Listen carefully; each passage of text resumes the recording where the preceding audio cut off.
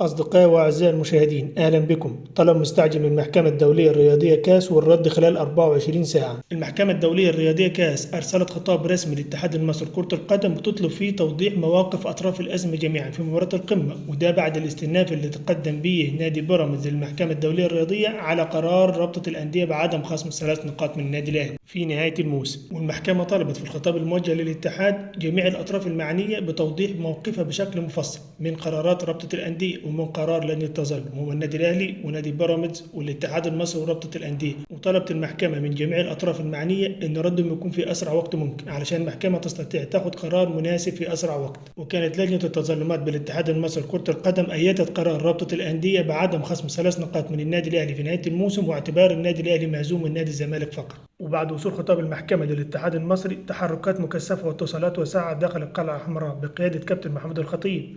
تواصل الكابتن محمود الخطيب مع محامي سويسري لتولي الأمر وتحسين موقف النادي الأهلي ضد شكوى نادي بيراميدز. لو أول مرة تشوفنا ما تنساش تعمل اشتراك ولايك عشان يوصلك كل جديد. دمتم في أمان الله.